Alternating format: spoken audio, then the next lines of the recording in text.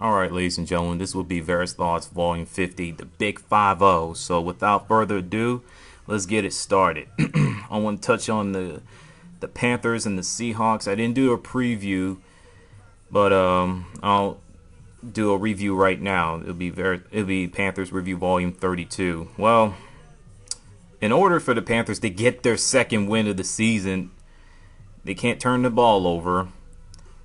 They got to be balanced offensively and start out fast and don't let up. For the Seahawks to get their sixth win, special teams don't turn the ball over, and the defense has to play good. Unfortunately, the Panthers lost yesterday 31-14. The reason why they're 1-11 right now, wow.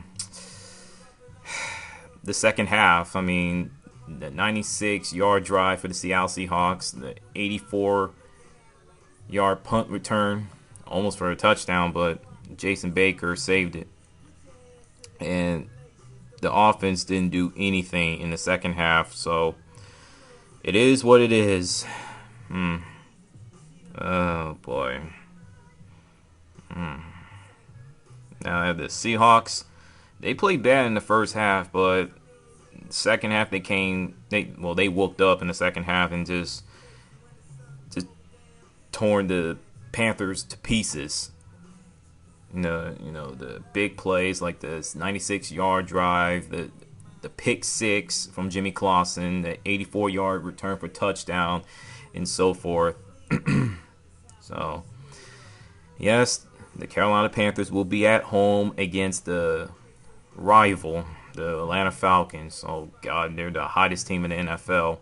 Didn't I say that they were going to go 13-3 this year?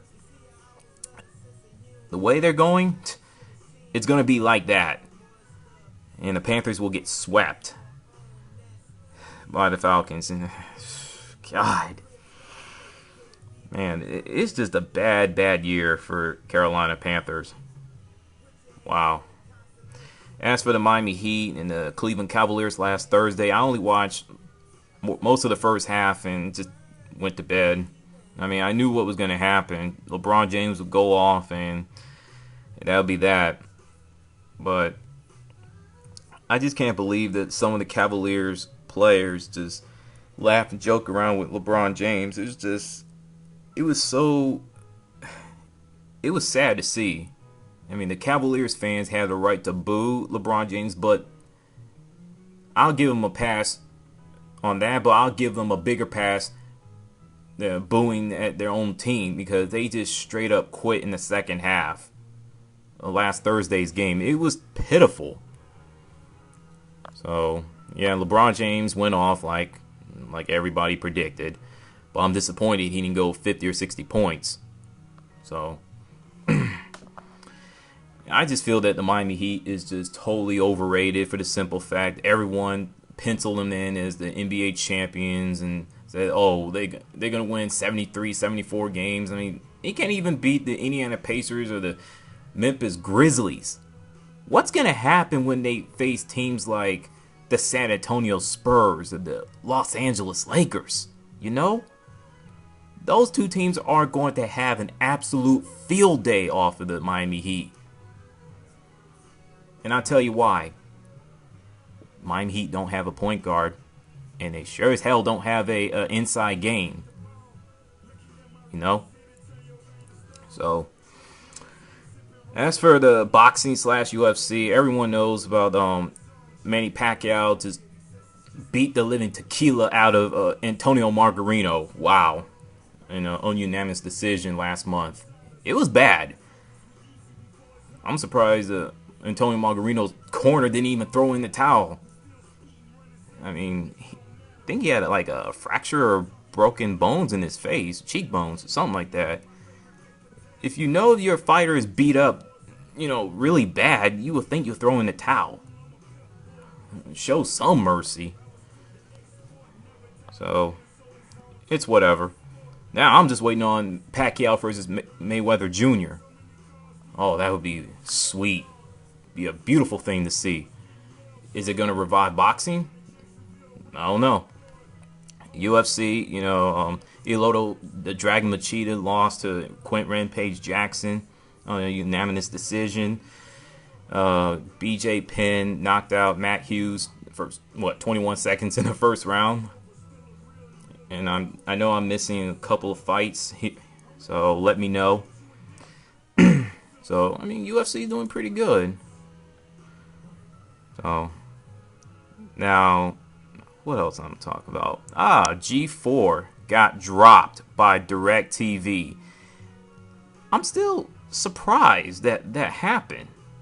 I guess DirecTV looked at all the networks and everything and checked out, G4. They're one of the lowest ranked networks there is, and they just said, you know what, you got to go. You just got to go because you suck. So, it's G4's fault. They put themselves in that position with just airing, random shows that no one cares for. Cops, cheaters, Campus PD, That's Tough, or whatever shows they can come up with. It's just pitiful. And then you got Attack of the Show. It starts to get really old, in my opinion. And X-Play, well,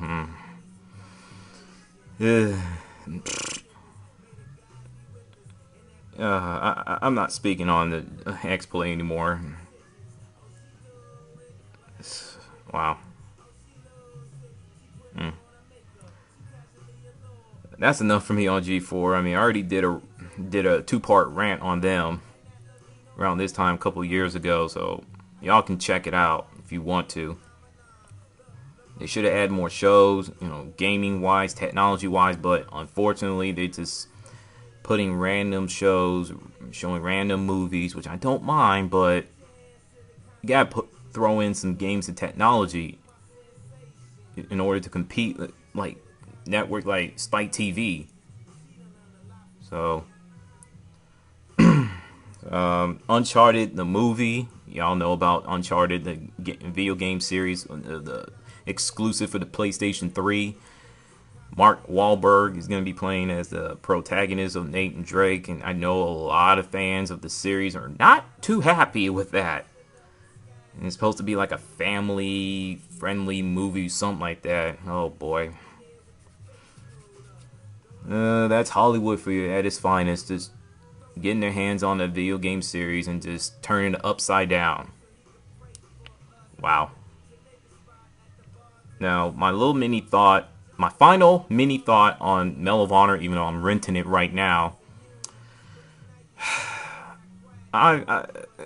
This game is so frustrating. It's not fun. DICE made a game that caters to snipers and the spawn systems. I understand that the Black Ops spawn system is bad, really bad, but Mel of Honor's spawn system is just terrible. Okay, you can't even move within 2 seconds without getting shot in the face. It happens far too much. The map design sucks, except for Cabal City Ruins and Gunzar Town. If they would have took out open tip ammo, aka stopping power perk, and throw in some more variety in the game, the multiplayer side, it would have compete with big games like Halo Reach or Call of Duty Black Ops, but they just went with the basic stuff. I understand it's a first-person shooter, but they made almost all the weapons too powerful, and they made the pistols just as powerful, not if more powerful than the bolt action sniper rifles. So I'm taking it back to Blockbuster tomorrow. I'm done with it. I wash my hands. So I'm done with that game. And they're freezing and everything. It's just BS. Total BS. Kobe Bryant in the ESPN Call of Duty Black Ops commercial controversy. Let me say this.